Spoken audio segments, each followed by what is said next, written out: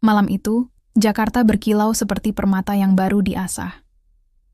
Langit gelap disulam cahaya neon dari gedung-gedung pencakar langit, sementara di bawahnya, deru mesin Rolls-Royce Phantom, hitam mengalun pelan di sepanjang jalan menuju Hotel Mulia Senayan. Di dalam mobil itu, Laras Wijaya duduk diam, tangannya memeluk tas clutch emas mungil, hadiah ulang tahun pernikahan ke-10 dari dirinya sendiri. Ia tidak menoleh keluar jendela, meski pemandangan kota yang megah berlari cepat di balik kacanya. Matanya tertuju pada bayangan wajahnya sendiri yang samar di kaca spion. Ia terlihat sempurna. Gaun malam rancangan desainer ternama Indonesia menyelimuti tubuhnya dengan potongan mermaid yang memeluk lekuk pinggang dan pinggulnya, lalu menjuntai anggun hingga menyapu lantai. Kain sutra berwarna merah marun itu dihiasi sulaman benang emas halus bergambar motif parang.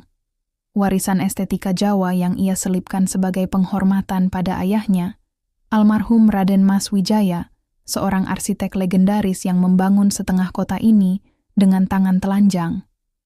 Rambutnya disanggul rendah, dihiasi tusuk konde antik dari perak keluarga. Di pergelangan tangan kirinya, jam tangan platinum Cartier berdetak pelan, satu-satunya perhiasan yang ia kenakan malam ini, karena ia tak tahu apa yang akan datang. "Nyonya, kita sudah sampai," kata sopir pribadinya Pak Harjo. Suaranya pelan namun hangat seperti selalu. Laras mengangguk. "Terima kasih, Pak." Ia melangkah keluar. Tumit sepatu lubutinnya mengetuk marmer halus lobi hotel dengan dentingan percaya diri. Tapi di balik senyum tipis yang ia tempel di wajah, ada sesuatu yang retak.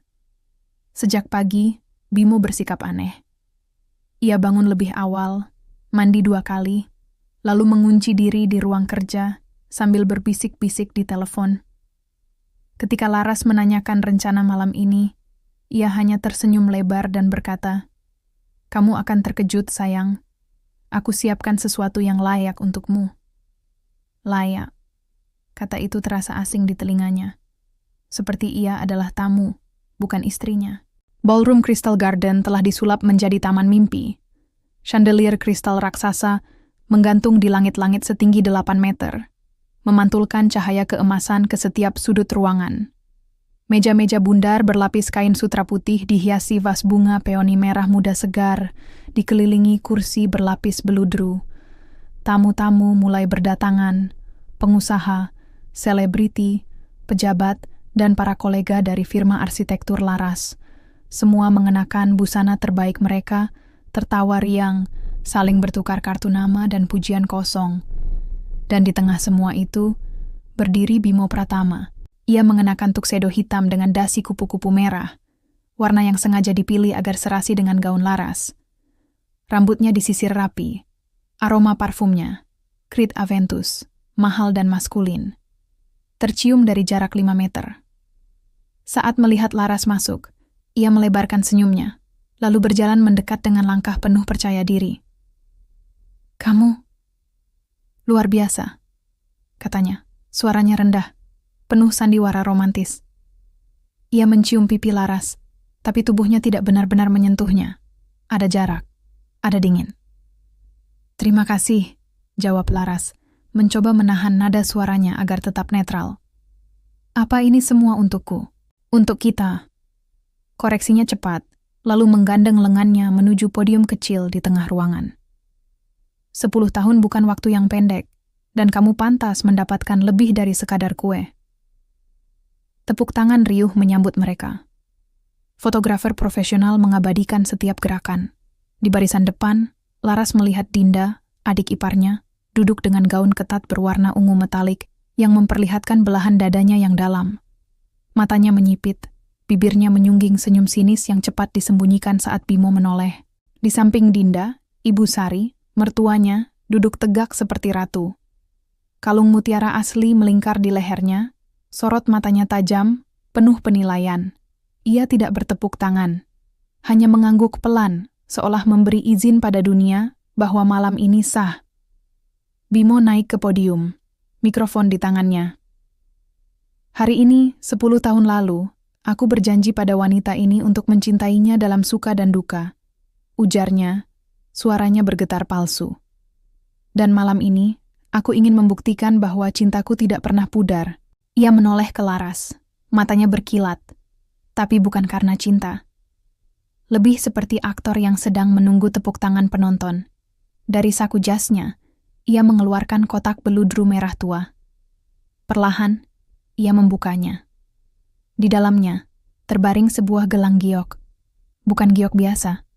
Batu itu berwarna hijau zamrud pekat, transparan di tepiannya, dengan urat-urat alami yang membentuk pola seperti naga melingkar. Cahaya lampu membuatnya berpendar seperti memiliki nyawa sendiri. Desas-desus kagum merebak di antara tamu. Giok imperial dari dinasti Qing, kata Bimo. Suaranya penuh drama. Diperkirakan berusia lebih dari 300 tahun. Nilainya 750 juta. Tepuk tangan meledak. Sorot kamera berkedip. Dinda menatap gelang itu seolah ingin membakarnya dengan pandangan mata.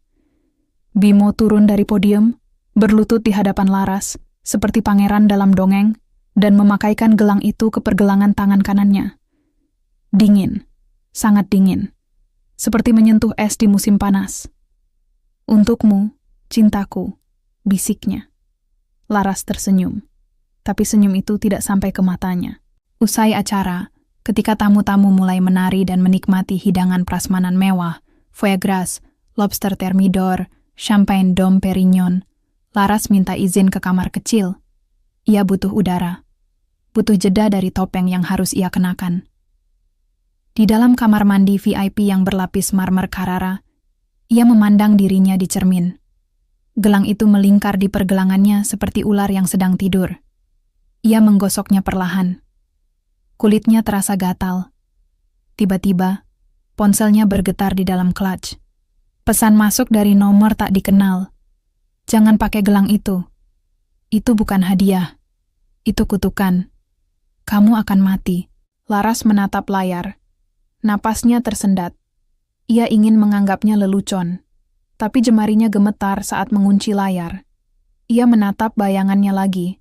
Mata sembab, bibir kering, wajah pucat di balik foundation tebal. Di luar, musik orkestra mengalun lembut. Tawa tamu terdengar seperti dari dunia lain. Ia kembali ke ballroom. Bimo sedang berbicara dengan seorang wanita cantik berambut pirang. Investor asing, mungkin. Tangannya menyentuh punggung wanita itu terlalu lama. Terlalu akrab. Laras berjalan perlahan, gelang itu berdenting pelan saat menyentuh jam tangannya. Dan untuk pertama kalinya dalam 10 tahun pernikahannya, ia merasa seperti orang asing di rumahnya sendiri. Di tengah kemewahan yang dibeli dengan uang warisan ayahnya, di antara orang-orang yang mengenalnya hanya sebagai istri Bimo Pratama, Laras menyadari satu hal yang menusuk hatinya. Cinta itu bisa dibeli. Tapi kepercayaan, itu harus dibangun, dan Bimo tak pernah repot membangunnya sama sekali. Ia menatap gelang giok itu sekali lagi. Dinginnya mulai merayap ke tulang. Pagi setelah pesta, Jakarta terbangun dalam gerimis tipis yang menyelimuti kota seperti selimut abu-abu. Di apartemen mewah lantai 42 di kawasan SCBD, Laras duduk sendirian di balkon, secangkir kopi hitam di tangan, mata menatap kabut yang menyapu gedung-gedung pencakar langit. Gelang giok masih melingkar di pergelangannya. Ia belum berani melepasnya. Bukan karena takut pada kutukan, tapi karena takut pada apa yang akan terjadi jika ia mengakuinya. Bahwa suaminya mungkin benar-benar ingin membunuhnya. Bimo sudah pergi sejak subuh. Rapat darurat dengan investor Singapura. Katanya sambil mencium keningnya, ciuman yang tidak meninggalkan jejak hangat, hanya aroma parfum asing yang sama seperti malam sebelumnya. Creed Aventus, memang. Tapi ada sesuatu yang lain. Bunga melati, parfum wanita. Laras menghela napas, lalu kembali ke dalam. Apartemen itu luas, 250 meter persegi, desain interior minimalis modern, dengan sentuhan kayu jati Jawa, dan lukisan batik kontemporer karya seniman Yogyakarta. Semua dipilih olehnya. Dibayar dengan uangnya, warisan ayahnya. Tapi Bimo selalu memperkenalkan tempat ini sebagai rumah kami yang dibangun dari kerja keras saya. Ia masuk ke ruang kerja pribadinya, sudut kecil di apartemen yang dipenuhi maket, sketsa, dan model 3D proyek arsitekturnya. Di sana, Di antara dokumen lama warisan ayahnya, ia menemukan sebuah flash disk logam kecil bertuliskan Silent Jade, rahasia mineral beracun. Ia hampir lupa. Ayahnya pernah menyebut istilah itu saat ia masih kuliah. Legenda tentang batu giok yang digunakan sebagai senjata diam-diam oleh bangsawan Tiongkok kuno untuk menghabisi musuh politik. Dengan tangan gemetar, ia memasukkan flash disk ke laptop. File terbuka. Dokumen PDF berbahasa Inggris bertanggal 2018. Judulnya, Toxic Jade, Covert Chemical Weapon via Porous Nephrite. Isinya menjelaskan bagaimana giok, khususnya jenis nefrit dengan pori mikro, dapat diinjeksi dengan senyawa arsenik dan merkuri, lalu dilapisi polimer termosensitif yang larut perlahan saat bersentuhan dengan panas tubuh manusia. Korban akan mengalami gejala mirip hepatitis akut, mual, muntah darah, gagal hati, dan mati dalam waktu 7-14 hari. Tak terdeteksi otopsi biasa. Laras menutup mulutnya. Napasnya tersengal. Ini bukan kutukan. Ini pembunuhan. Tiba-tiba, bel pintu berbunyi. Sebelum ia sempat menyembunyikan laptop, Dinda masuk tanpa permisi. Seperti selalu. Ia mengenakan dress bodycon berwarna emas metalik yang membalut tubuhnya seperti cat. Sepatu hak tinggi menyentuh lantai marmer dengan dentingan sombong. "Kak Laras, pagi. Kok sendirian?" Sapa Dinda dengan suara manis yang dibuat-buat. Matanya langsung tertuju pada gelang giok di tangan Laras. "Wah, masih dipakai ya? Memang cantik banget sih. Kayak punya nyawa sendiri." Laras menutup laptop. "Ada apa, Din?" "Ada apa?" "Oh, nggak apa-apa. Cuma mau lihat kondisimu. Kakak kelihatan lelah semalam." Dinda mendekat. Tangannya menyentuh lengan Laras. Terlalu dekat, terlalu akrab. "Bimo bilang kakak kayak stres. Katanya, kamu nggak pernah mensyukuri apa yang dia kasih." Laras menarik lengannya. "Aku tahu nilai diriku, Din. Aku nggak butuh Bimo atau siapapun untuk mengukurnya." Dinda tertawa kecil, sinis. "Ah, sok suci. Padahal, semua yang kamu punya sekarang, apartemen ini, mobil, nama baik, semua atas nama Bimo. Tanpa dia, kamu cuma arsitek kampung yang nggak laku di Jakarta." Darah Laras mendidih. Tapi ia menahan diri. Ia tahu Dinda sengaja memancing. Dan di balik kata-kata itu, ada iri yang menggerogoti tulang. "Kalau kamu iri, katakan saja. Jangan pura-pura peduli," jawab Laras tenang. Dinda mengerutkan dahi, lalu berjalan ke arah meja kopi. Ia mengambil gelas kristal berisi air mineral, meneguknya pelan. Matanya tak lepas dari gelang itu. "Sebenarnya, aku penasaran," katanya tiba-tiba. Suaranya lebih rendah. "Katanya giok itu bisa membawa keberuntungan atau kematian. Tergantung siapa yang memakainya." Laras menatapnya tajam. "Kamu tahu sesuatu?" Dinda tersenyum. "Aku cuma penasaran kenapa kakak masih hidup sampai sekarang." Detik itu, dunia Laras terasa runtuh. Tapi sebelum ia sempat berkata apa-apa, Dinda berpura-pura tersandung, tubuhnya oleng, tangannya menyambar gelang di pergelangan Laras. Aduh, gelang itu terlepas, jatuh ke lantai marmer dengan dentingan nyaring. Keduanya terdiam. Dinda buru-buru membungkuk, mengambilnya dengan tangan gemetar, tapi matanya berbinar kemenangan. "Maaf, Kak. Aku nggak sengaja," serunya, suaranya penuh drama. "Aku beneran nggak sengaja." Laras tidak bergerak. Ia melihat cara Dinda memegang gelang itu. Erat, penuh hasrat, seolah telah lama menginginkannya. Dan di sanalah ide itu muncul. Perlahan, Laras tersenyum. "Sudahlah, Din, nggak apa-apa." Dinda terkejut. "Hah? Kamu suka gelang ini, kan?" Laras melangkah mendekat, suaranya tenang, hampir lembut. "Ambil saja. Anggap ini hadiah persaudaraan dari kakak iparmu." Dinda membelalak. "Serius? Kenapa enggak? Kamu kan selalu bilang aku egois. Sekarang aku tunjukkan aku bisa berbagi." Laras melepas gelang itu dari tangan Dinda, lalu memakaikannya sendiri ke pergelangan tangan adik iparnya. Dinginnya merayap ke kulit Dinda. Ia mengerutkan dahi sejenak, tapi cepat disembunyikan dengan senyum lebar. "Makasih, Kak. Aku janji bakal jaga baik-baik." Serunya, suaranya bergetar, entah karena senang atau takut. Laras hanya mengangguk. Di dalam hatinya, ia berbisik, "Kalau ini benar-benar racun, biar kamu yang merasakannya dulu." Tapi ia tak menyangka, keputusan itu akan mengubah segalanya. Bukan hanya nasib Dinda, tapi juga rahasia gelap yang selama ini tersembunyi di balik senyum Bimo.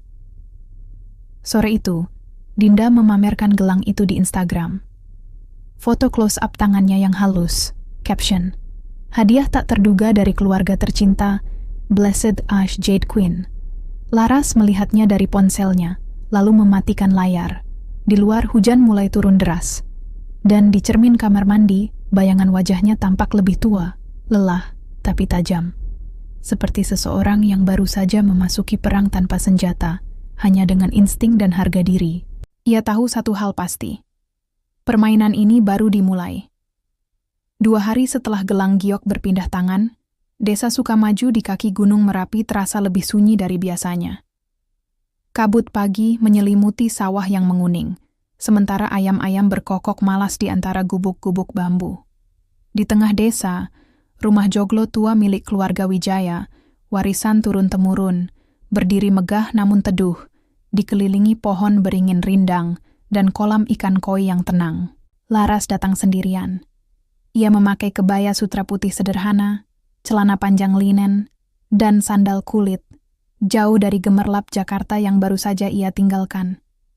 Ia butuh udara, butuh tanah, butuh tempat di mana orang tidak menilainya sebagai istri Bimo atau pemilik warisan, tapi hanya sebagai Laras, anak perempuan Raden Mas Wijaya, yang dulu sering duduk di bawah pohon beringin ini sambil menggambar rumah-rumah impiannya di buku sketsa.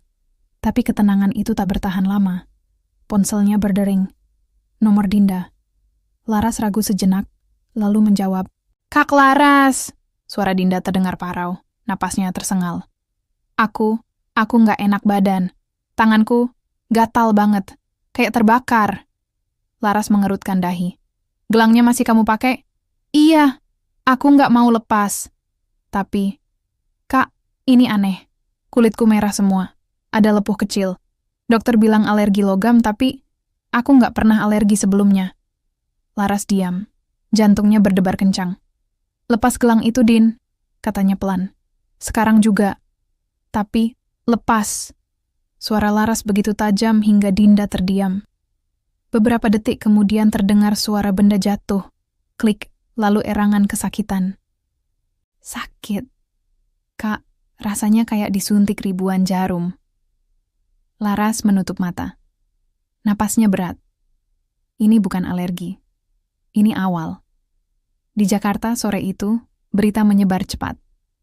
Dinda Pratama, adik ipar pengusaha ternama Bimo Pratama, dilarikan ke rumah sakit Pondok Indah dalam kondisi kritis.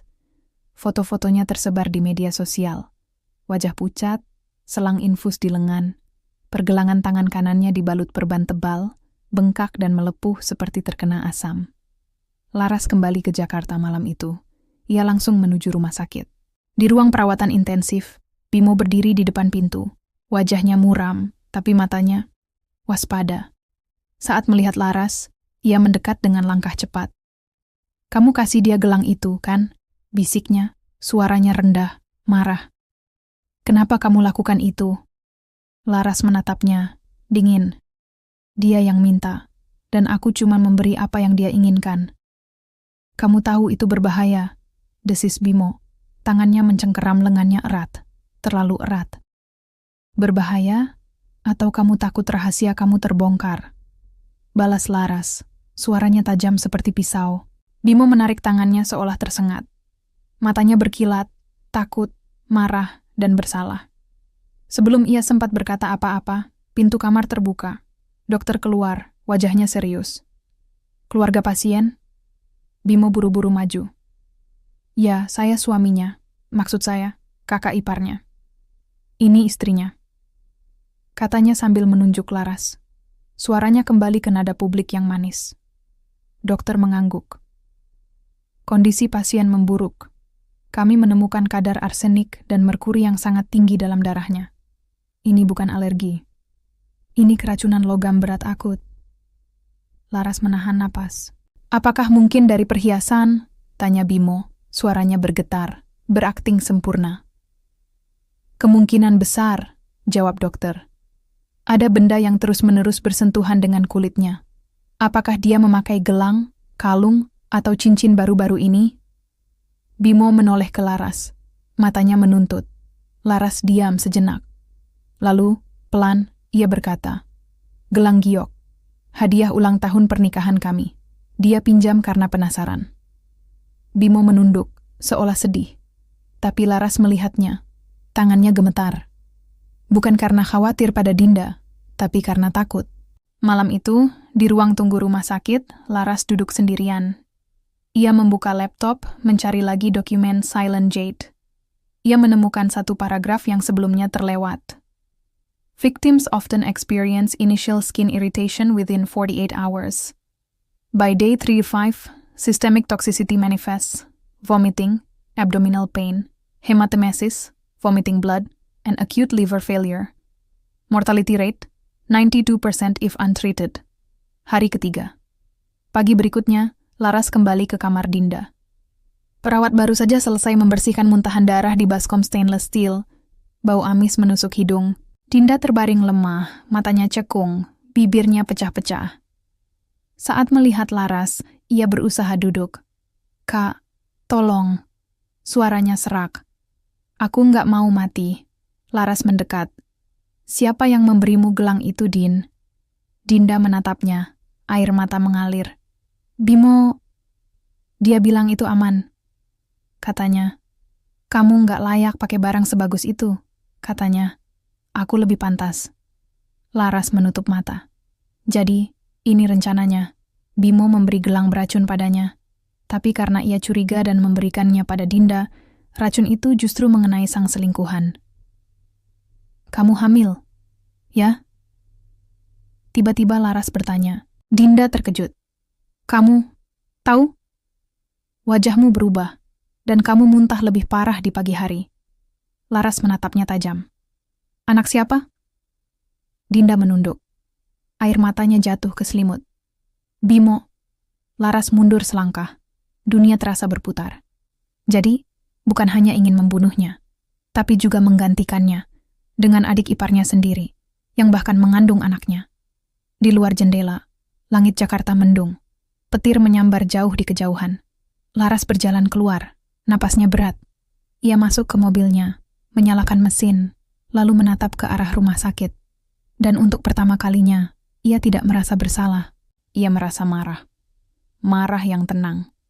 Marah yang terarah. Marah yang akan membakar semua kebohongan ini sampai menjadi abu. Tapi sebelum ia bisa merancang balas dendam, ia harus menyelamatkan nyawa Dinda. Bukan karena sayang, tapi karena bayi dalam kandungannya tidak bersalah.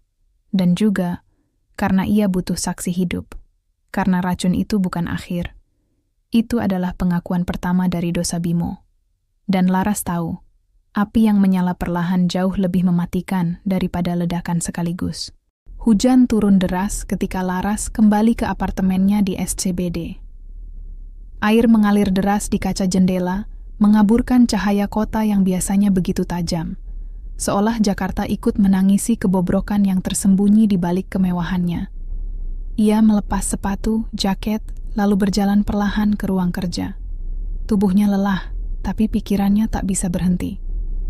Dinda masih kritis. Dokter bilang, jika tidak segera mendapat terapi chelation intensif, hatinya akan kolaps dalam 48 jam. Biayanya fantastis, 1,2 miliar untuk satu siklus. Bimo menolak membayar. "Itu bukan tanggung jawabku," katanya pada perawat, suaranya dingin. Dia cuma adik ipar, tapi Laras sudah mentransfer uang dari rekening pribadinya, rekening yang bahkan Bimo tak tahu keberadaannya. Warisan ayahnya bukan hanya tanah dan bangunan, tapi juga akal untuk bertahan hidup. Ia duduk di depan laptop, membuka folder rahasia bernama Akar, kode nama proyek investigasinya sendiri. Di dalamnya, ia menyimpan semua yang ia kumpulkan sejak malam pesta. Foto gelang, screenshot pesan anonim, rekaman suara Bimo saat menerima telepon misterius, dan kini, laporan medis Dinda. Tapi ada satu hal yang mengganggunya. Dari mana Bimo mendapatkan gelang itu? Ayahnya pernah bilang, giok Imperial Qing yang asli hampir mustahil beredar di pasar bebas. Kalau ada yang menjual, pasti melalui jalur gelap, kolektor, mafia artefak, atau agen intelijen. Laras membuka email lama Bimo, yang masih tersinkronisasi di tablet lama milik rumah tangga mereka. Ia tahu passwordnya, tanggal ulang tahun pernikahan mereka. Ironis. Di antara ratusan email promosi dan undangan bisnis, satu subjek menonjol. Silent Jade, Final Confirmation, 19 Sani Turizio. Pengirim, Mr. L. Tan, Heritage Minerals, Singapore. Laras mengklik. Isinya singkat. Dear Mr. Pratama, the nephrite has been treated as requested. Polymer coating applied. Delivery scheduled for 12 Jan. Discretion guaranteed. Payment via offshore account confirmed. Regards, L. Tanggal pengiriman, 11 Januari, 2 hari sebelum ulang tahun pernikahan mereka. Laras menahan napas. Jadi, ini bukan hadiah spontan. Ini rencana matang. Ia membuka rekening bersama mereka, yang selama ini ia percayai sepenuhnya pada Bimo. Dengan akses admin yang masih aktif, ia tak pernah benar-benar menyerahkan kendali finansial. Ia menelusuri riwayat transfer. Dan di sana terpampang jelas, 10 Januari 2025, transfer ke Heritage Minerals, PT LED, SGD, 980.000, setara 11,2 miliar. Keterangan, investment in rare minerals, confidential. Laras tertawa, suara parau, pahit. Investasi? Ini pembelian senjata pembunuhan. Tapi yang lebih mengejutkan adalah arus keluar lainnya. Dalam 6 bulan terakhir, Bimo telah menarik total 1,8 triliun dari aset bersama, termasuk penjualan diam-diam atas lahan warisan di Bandung, likuidasi saham properti, bahkan pinjaman atas nama firma arsitektur Laras tanpa sepengetahuannya. Semua mengalir ke rekening offshore di Cayman Islands. Ia mencetak semua bukti itu, menyimpan salinan di cloud pribadi. Lalu, dengan tangan gemetar, ia membuka laci rahasia di meja kerjanya, tempat ia menyimpan surat wasiat asli ayahnya. Di sana, tertulis jelas, seluruh aset properti dan kekayaan intelektual saya diwariskan kepada putri saya, Laras Wijaya, dengan syarat tidak boleh dialihkan atau digadaikan tanpa persetujuan notaris keluarga. Bimo melanggar itu, dan kini ia bahkan ingin membunuhnya agar bisa mengklaim semuanya secara legal. Malam itu, Bimo pulang larut. Aromanya berubah. Tidak lagi Creed Aventus, tapi sesuatu yang lebih murahan, seperti parfum hotel. Ia melepas dasi, lalu berjalan ke bar mini di ruang tamu, menuang whisky tanpa es. "Kamu belum tidur?" tanyanya. Suaranya datar. "Dinda muntah darah tadi," jawab Laras, duduk di sofa, memegang secangkir teh jahe. Katanya, "Kamu menolak bayar perawatannya." Bimo menatapnya, lalu tertawa pendek. "Dia bukan istriku. Kenapa aku harus bayar? Dia adikmu. Dan kamu istriku. Tapi kamu malah memberinya gelang beracun. Siapa yang lebih kejam, Laras?" Laras menatapnya lurus. "Aku tidak tahu itu beracun sampai setelah aku memberikannya. Tapi kamu tahu sejak awal, kan?" Bimo membeku. Gelas di tangannya berhenti di udara. "Kamu ngomong apa?" "Aku tahu tentang Mr. Tan di Singapura. Aku tahu tentang transfer SGD 980.000. Aku tahu kamu memesan giok yang dimodifikasi dengan arsenik dan merkuri." Suara Laras tenang, tapi menusuk. "Kamu mau aku mati perlahan, Bimo. Agar semua hartaku jadi milikmu. Agar kamu bisa lunasi utang judimu." Wajah Bimo memucat. Gelas whiskinya jatuh, pecah di lantai marmir. "Siapa yang bilang?" "Jangan bohong," bentak Laras, suaranya menggema di ruangan luas. "Aku punya buktinya. Semua." Bimo mundur selangkah, matanya liar, tapi hanya sesaat. Lalu, wajahnya kembali tenang. Senyum palsu muncul. "Kamu salah paham, sayang," katanya lembut mendekat. "Itu cuma eksperimen kolektor. Aku nggak tahu itu berbahaya. Aku cuma ingin kasih kamu hadiah terbaik." Tangannya menyentuh pipi Laras, tapi kali ini sentuhannya terasa seperti ular. Laras menepisnya. Jangan sentuh aku. Bimo menarik tangan, ekspresinya berubah dingin. Kamu jadi aneh belakangan ini. Mungkin stres. Atau kamu mulai gila. Ia berbalik, berjalan ke kamar tidur. Sebelum menutup pintu, ia menoleh. Besok aku rapat di Bali. Jangan ganggu aku. Dan jangan bicara omong kosong soal racun lagi. Nanti orang-orang kira kamu gila. Pintu dikunci dari dalam. Laras duduk di tengah keheningan, di antara pecahan kaca dan bau alkohol. Tapi ia tak menangis. Sebaliknya ia tersenyum. Karena Bimo baru saja melakukan kesalahan terbesarnya. Menganggapnya lemah. Ia berdiri, membersihkan pecahan kaca dengan sapu tangan sutra. Simbol bahwa ia tak akan biarkan kekacauan mengotori martabatnya. Lalu, ia mengambil ponsel dan mengirim pesan ke satu-satunya orang yang masih ia percaya. Pak Harjo, saya butuh bantuan. Bisakah Anda datang ke Jakarta besok pagi? Ada yang harus kita selamatkan dan hancurkan. Di luar, hujan reda.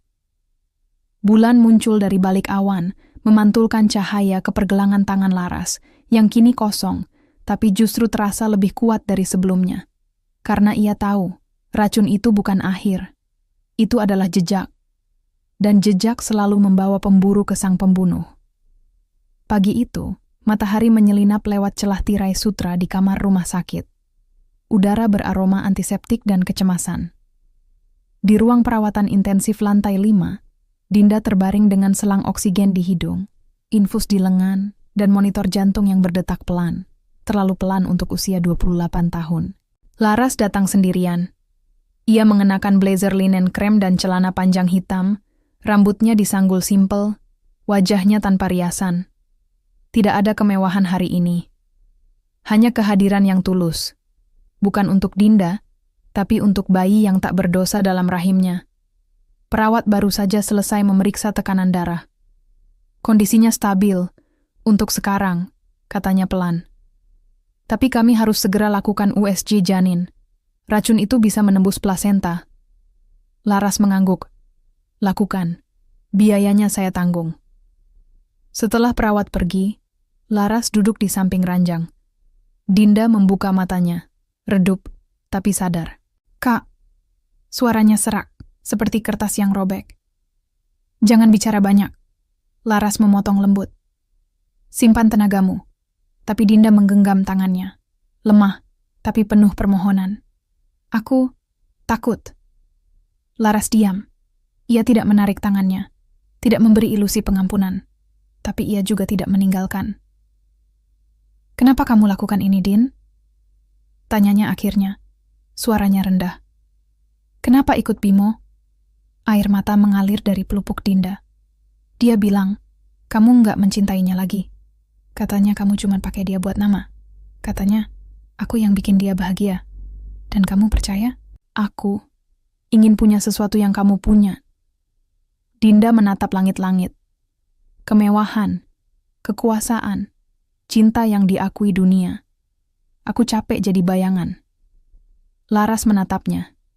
Di balik iri dan kesombongan, ia melihat gadis desa yang dulu sering main ke rumah joglo mereka. Memandang Laras seperti putri kerajaan, sambil memegang boneka kain lusuh. Tapi simpati bukan berarti buta. Kamu tahu dia berutang triliunan, kan? Tanya Laras. Dinda mengangguk perlahan. Dia bilang, kalau kamu mati, semua asetmu jadi miliknya. Dia bisa lunasi utang, lalu kita memulai hidup baru. Di luar negeri, Laras menutup mata. Jadi, rencananya sempurna. Bunuh istri sah, kabur dengan adik ipar yang sedang hamil, klaim warisan sebagai ayah tunggal, keji, licik, dan sangat Indonesia, di mana uang bisa mengubur moral dan keluarga bisa jadi medan perang diam-diam. Berapa lama kamu dan Bimo berselingkuh?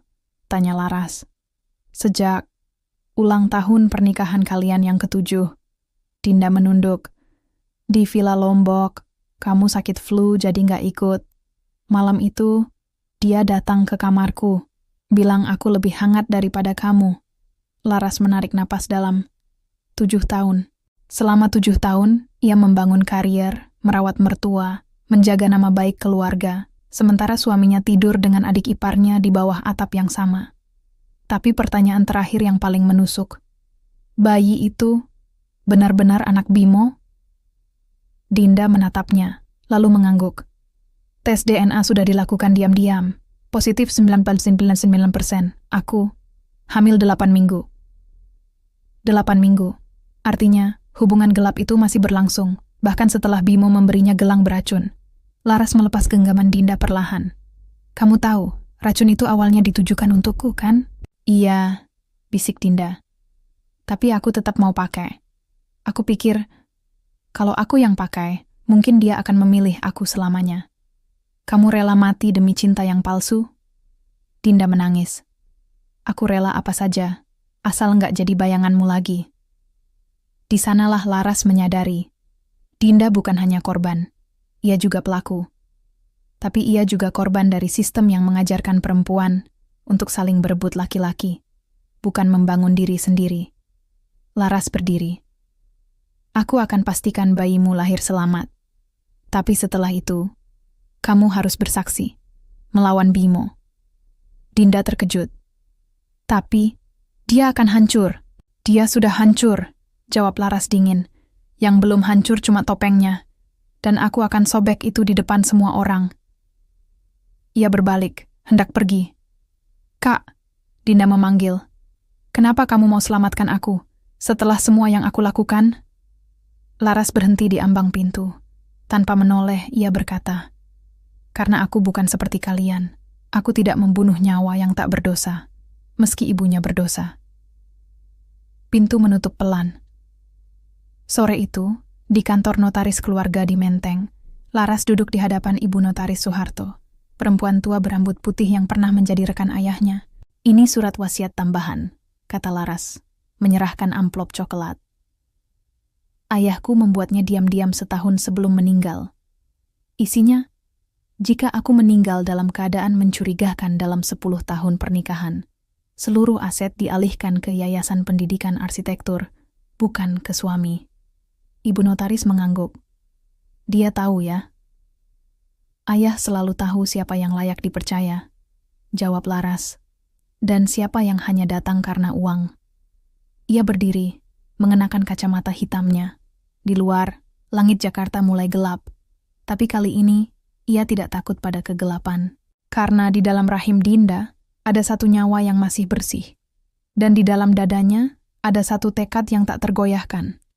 Bimo harus jatuh, bukan oleh amarah, tapi oleh kebenaran, dan kebenaran itu akan lahir dari rahim pengkhianatan itu sendiri. Malam itu, angin berhembus pelan dari arah Kalikode, membawa aroma tanah basah dan dupa dari langgar kecil di ujung kampung. Di rumah joglo warisan keluarga Wijaya, yang selama ini dibiarkan kosong sejak kematian ayah Laras. Lampu minyak menyala redup di setiap sudut. Tidak ada listrik. Tidak ada sinyal ponsel. Hanya suara jangkrik dan derak kayu tua yang menemani.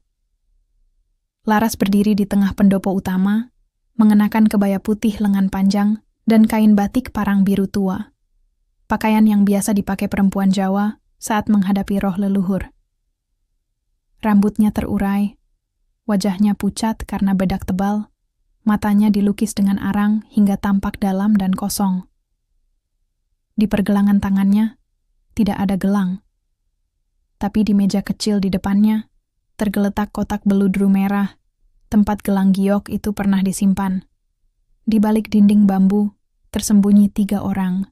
Pak Harjo, mantan sopir setia, memegang kamera tersembunyi di balik celah anyaman.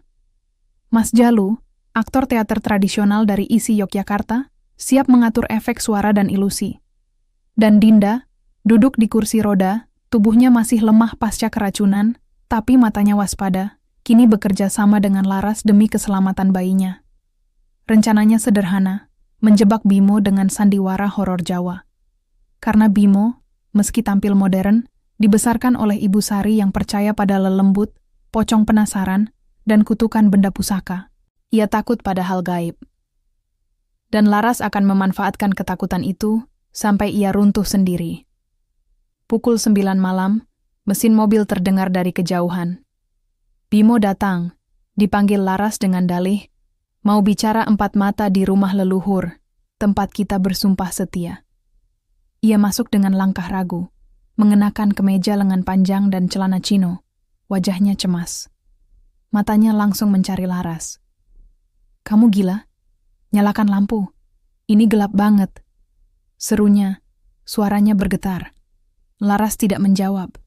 Ia duduk bersila di atas tikar pandan, mata terpejam, napasnya dalam-dalam seperti sedang meditasi.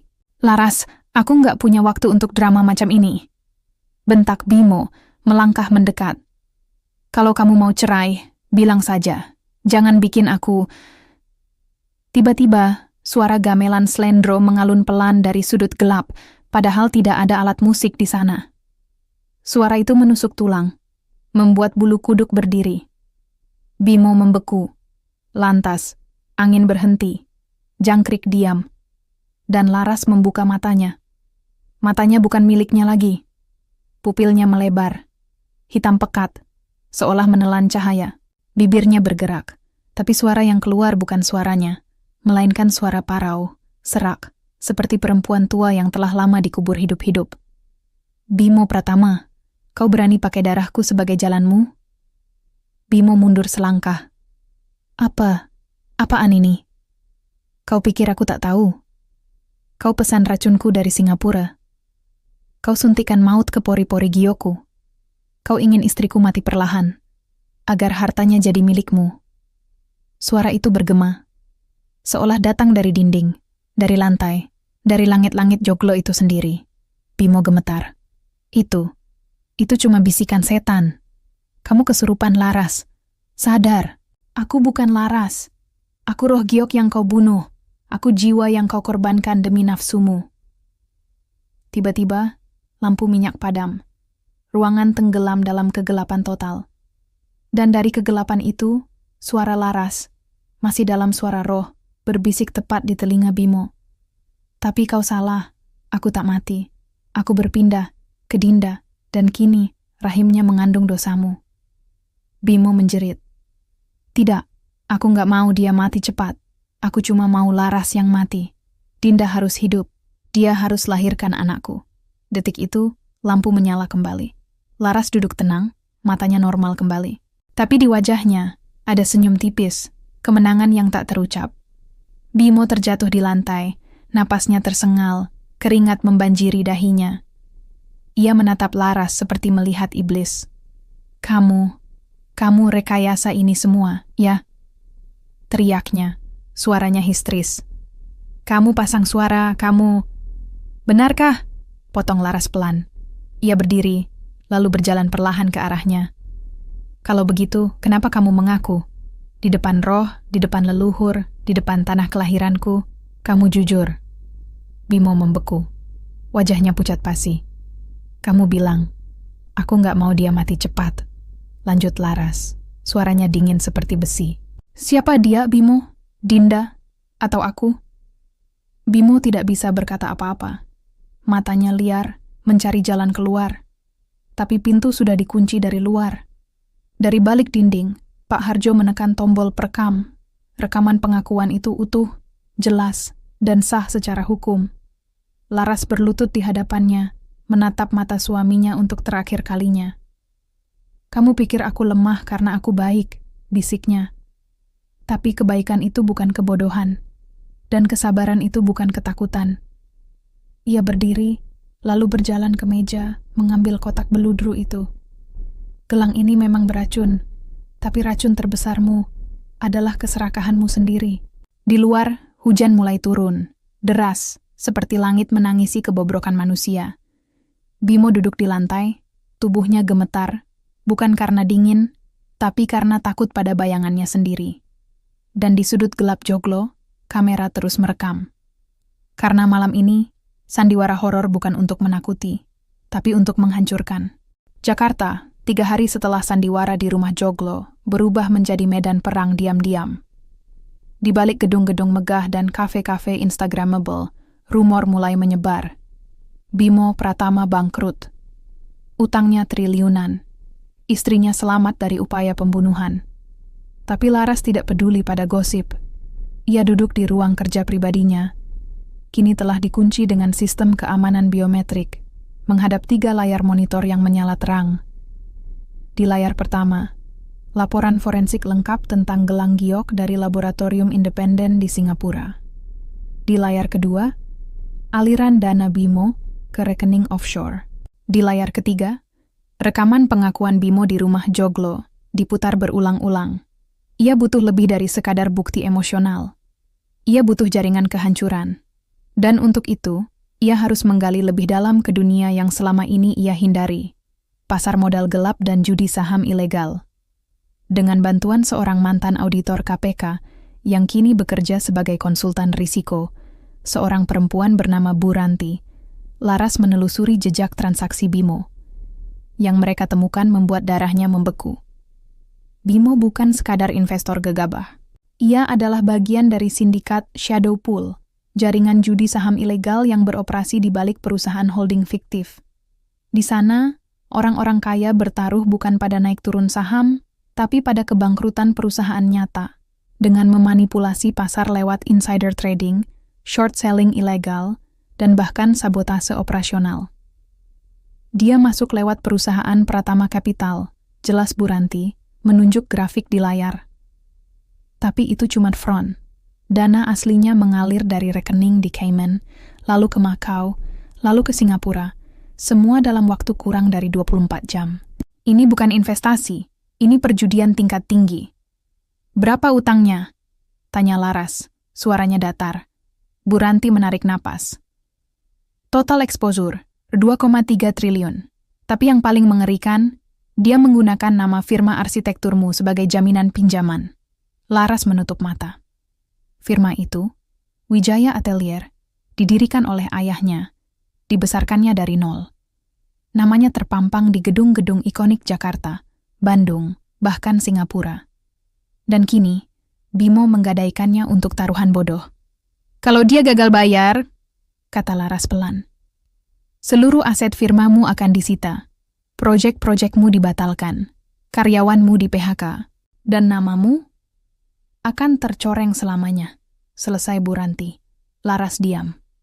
Lalu, ia membuka laci meja dan mengeluarkan satu dokumen tebal, surat wasiat ayahnya yang asli, ditandatangani di hadapan notaris, dan 2 saksi, termasuk Pak Harjo.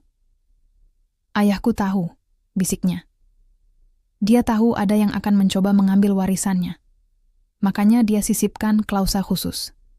Jika firma Wijaya Atelier digunakan sebagai agunan tanpa persetujuan putriku, maka seluruh kepemilikan dialihkan ke Yayasan Pendidikan Arsitektur Nasional. Bu Ranti terkejut. Jadi, Bimo nggak punya hak hukum atas firmamu? Tidak. Dan dia bahkan tidak tahu klausa itu ada. Laras tersenyum tipis. Karena dia terlalu sibuk menghitung untung rugi, bukan membaca akta. Tapi masalah utama tetap sama. Bimo butuh uang cepat.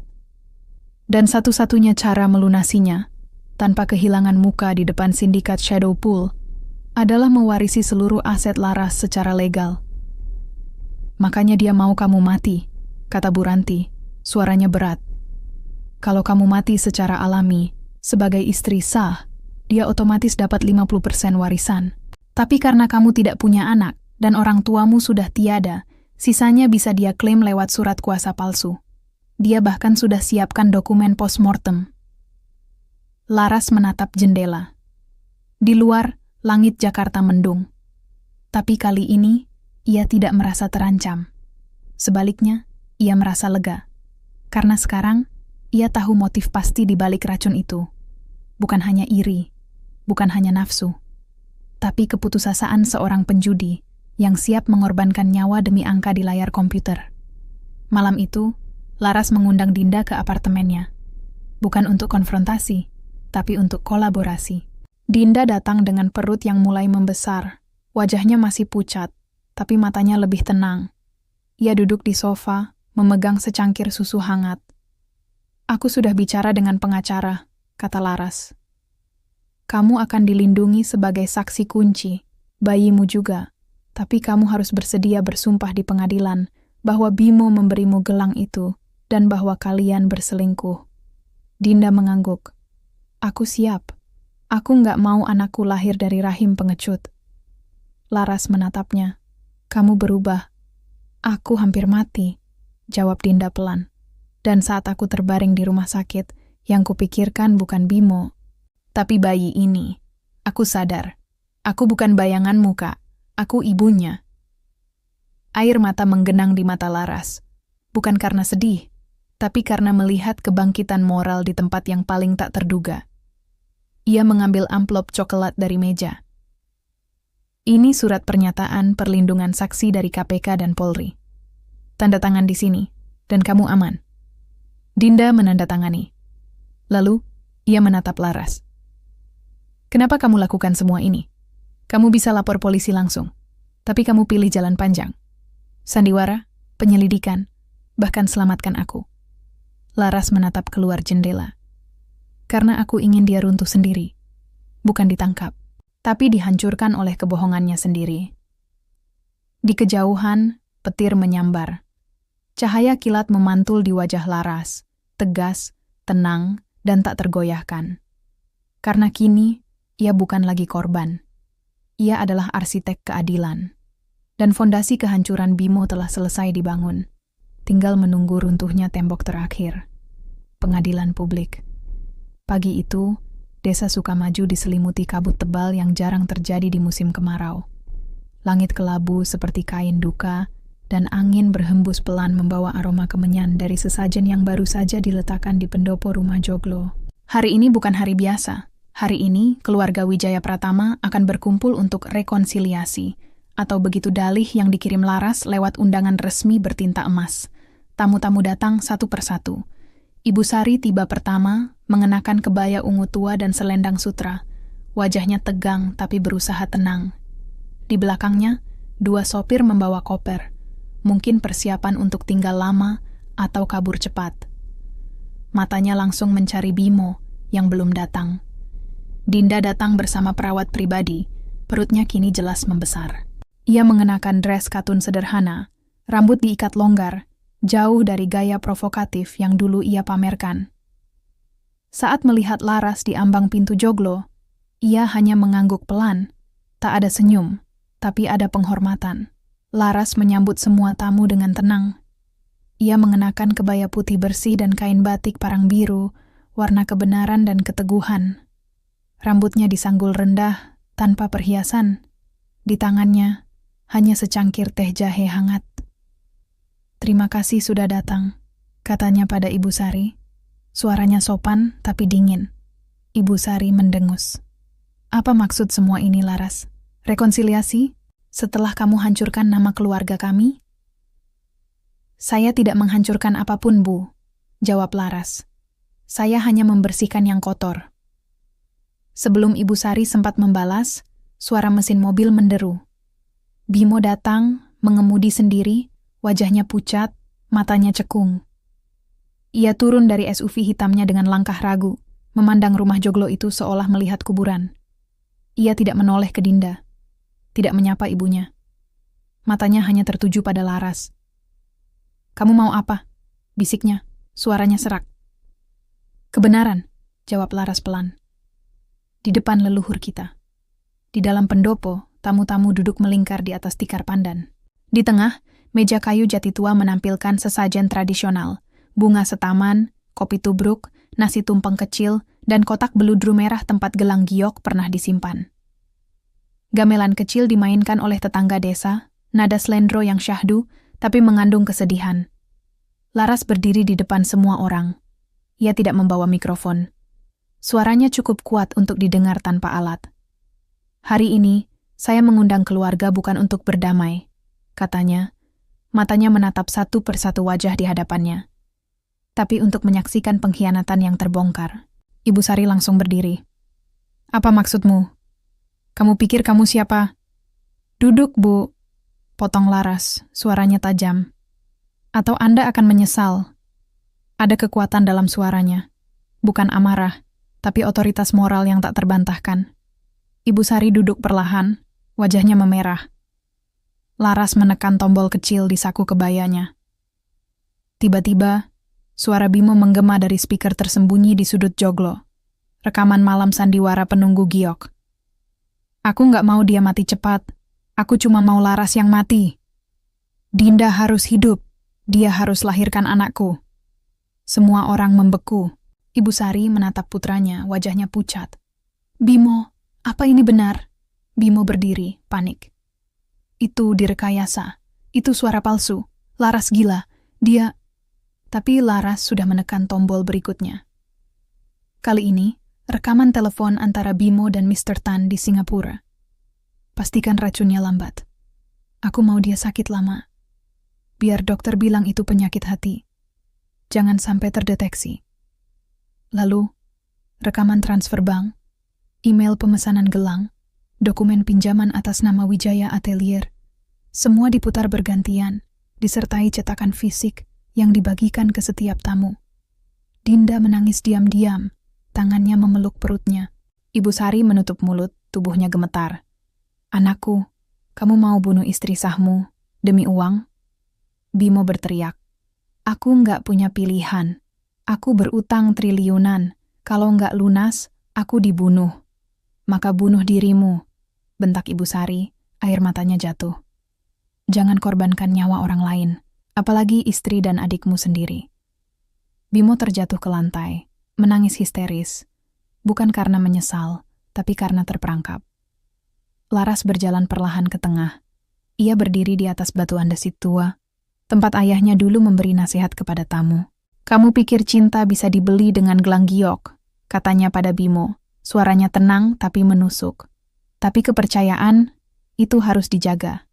Dan kamu menginjaknya seperti sampah. Ia menoleh ke Ibu Sari. Bu, saya tidak pernah iri pada Dinda, tapi saya iri pada Anda, karena Anda punya anak yang berani mengakui dosanya di depan leluhur.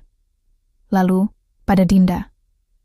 Kamu hampir mati demi cinta palsu, tapi kini kamu memilih hidup demi cinta sejati pada anakmu. Akhirnya, ia menatap Bimo sekali lagi. Mulai hari ini, aku bukan istrimu. Aku adalah saksi yang akan mengantarmu ke penjara. Di luar, petir menyambar. Hujan deras mengguyur atap joglo, seolah langit ikut membersihkan dosa yang telah lama mengendap. Dan di tengah suara hujan itu, Pak Harjo muncul dari balik pintu belakang, memegang map cokelat tebal.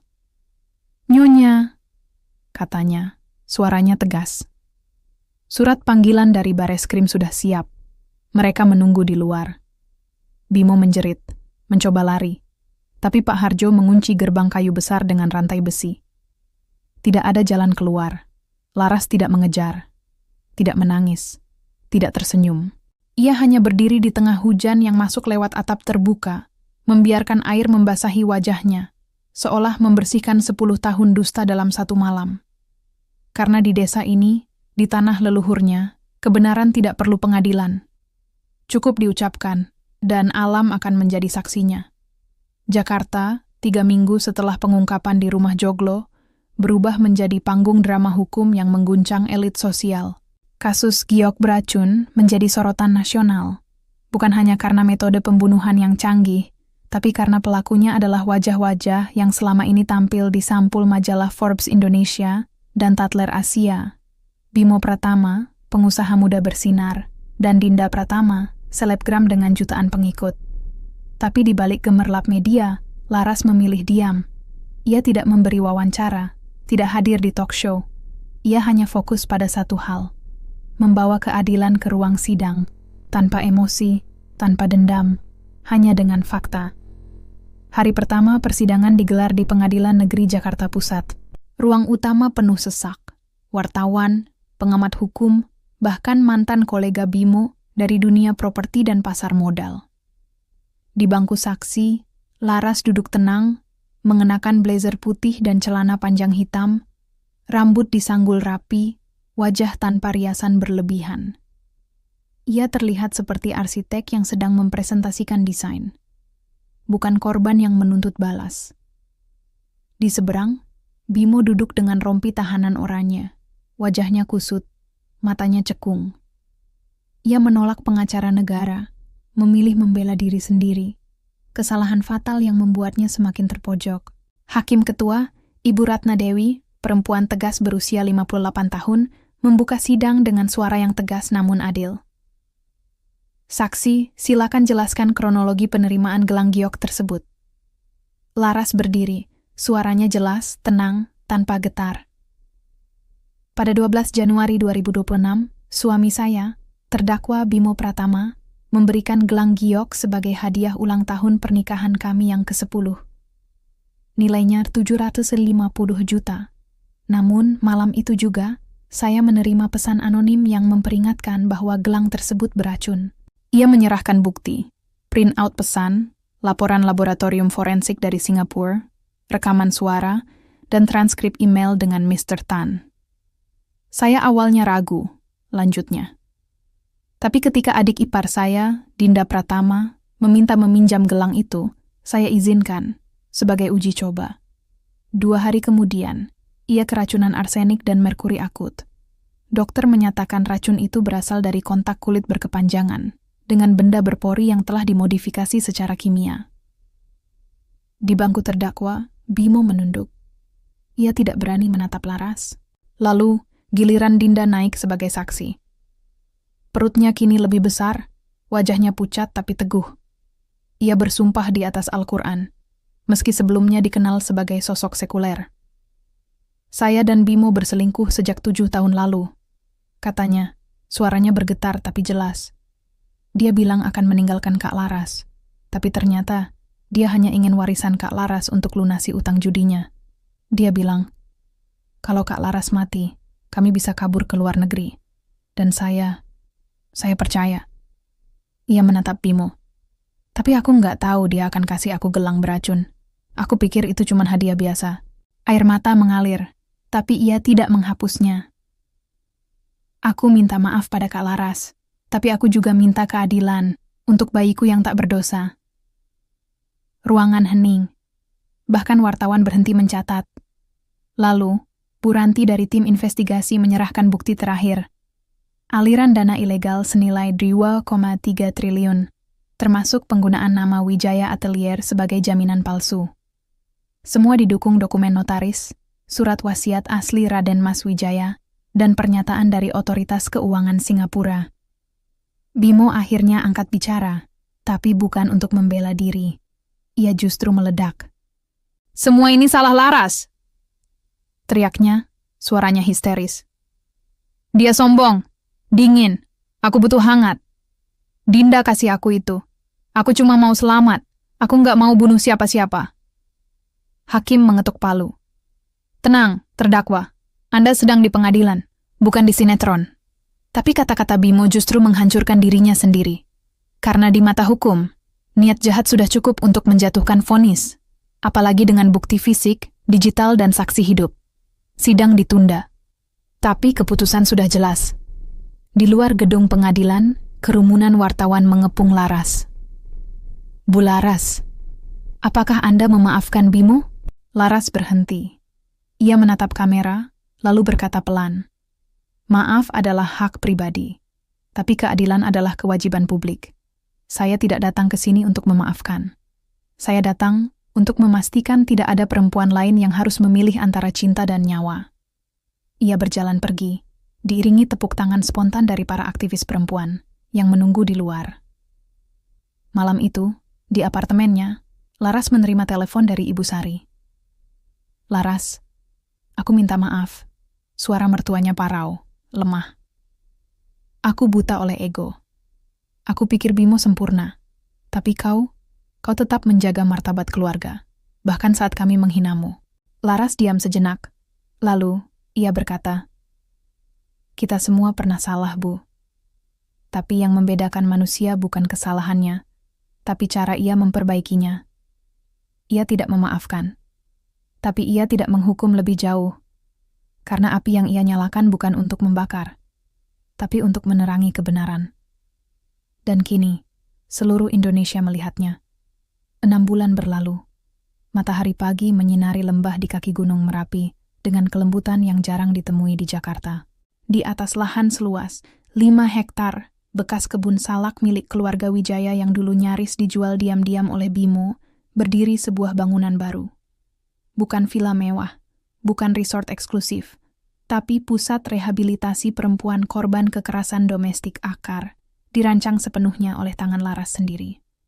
Arsitekturnya memadukan estetika Jawa klasik dan prinsip modern. Atap joglo yang menjulang dinding bambu laminasi ramah lingkungan ruang terbuka yang mengalir dengan alam, dan setiap kamar dilengkapi jendela besar yang menghadap ke sawah. Simbol bahwa masa depan selalu terbuka bagi mereka yang berani melihat keluar. Hari ini, pusat itu diresmikan. Tamu-tamu datang dari seluruh Indonesia. Aktivis, psikolog, pengacara pro bono, bahkan Menteri Pemberdayaan Perempuan. Tapi yang paling ditunggu adalah sosok yang berdiri di podium utama. Laras Wijaya, kini bukan lagi istri Bimo Pratama, tapi pendiri Yayasan Akar, dan salah satu arsitek perempuan paling berpengaruh di Asia Tenggara. Ia mengenakan kebaya putih sederhana dengan sulaman daun, karya perempuan korban KDRT yang kini menjadi pengrajin di pusat pelatihan. Rambutnya terurai bebas, wajahnya tanpa riasan, tapi matanya bersinar dengan kedamaian yang tak bisa dibeli dengan uang. Saya tidak membangun tempat ini karena saya korban, katanya. Suaranya tenang, namun menggema di lembah. Saya membangunnya karena saya selamat. Dan setiap perempuan berhak mendapat kesempatan yang sama untuk selamat. Di antara hadirin, Dinda duduk di kursi roda khusus ibu hamil. Kini sudah melahirkan bayi perempuan sehat bernama Aisyah. Bayi itu tidur nyenyak dalam gendongan perawat. Wajahnya damai, jauh dari dosa yang melingkupi kelahirannya. Dinda menatap Laras dengan mata penuh syukur. Ia kini tinggal di asrama pelatihan di pusat ini, belajar menjadi penjahit, dan sesekali membantu merawat tamu yang datang dengan luka serupa. Ibu Sari juga hadir, diam di barisan belakang, mengenakan kebaya sederhana. Rambutnya mulai memutih. Ia tidak duduk di kursi kehormatan. Tapi Laras sengaja menyediakan tempat untuknya, sebagai simbol bahwa pertobatan layak dihargai, meski tak serta-merta diampuni. Usai acara, Laras berjalan sendirian ke sudut paling tenang di lahan itu, tempat ayahnya dulu suka duduk sambil menggambar sketsa rumah. Di sana, ia meletakkan satu batu giok kecil, bukan yang beracun, tapi batu biasa yang ia beli dari pasar Yogyakarta. Sebagai pengingat, benda tak menentukan nasib. Hati manusialah yang melakukannya. Ponselnya bergetar. Pesan dari pengacaranya. Vonis final. Bimo dihukum 20 tahun penjara. Denda 500 miliar. Asetnya disita negara. Wijaya Atelier resmi kembali 100% milikmu. Laras membaca, lalu mematikan layar. Ia tidak merasa lega. Tidak senang, hanya tenang. Karena hukuman bukan tujuan akhir. Tujuan akhir adalah mencegah agar tak ada lagi Laras lain yang harus memilih antara cinta dan nyawa. Malam itu, ia duduk di balkon kecil di rumah joglo yang kini menjadi kantornya. Di bawah, lampu-lampu kecil di pusat Akar menyala satu persatu, seperti bintang yang lahir dari kegelapan. Ia menyesap teh jahe hangat, menatap langit malam yang penuh bintang. Dan untuk pertama kalinya dalam 10 tahun, ia merasa utuh. Bukan karena memiliki suami, bukan karena warisan, tapi karena ia kembali menjadi dirinya sendiri, tanpa topeng, tanpa takut, tanpa racun. Angin berhembus pelan, membawa aroma melati dari taman di bawah. Di kejauhan, suara Aisyah menangis, tangisan bayi yang bersih, yang lahir dari dosa, tapi tidak harus membawanya seumur hidup. Laras tersenyum. Ia tidak butuh hadiah dari orang yang ingin membunuhnya. Cukup dengan dirinya sendiri. Dan dari reruntuhan pengkhianatan itu, ia membangun harapan.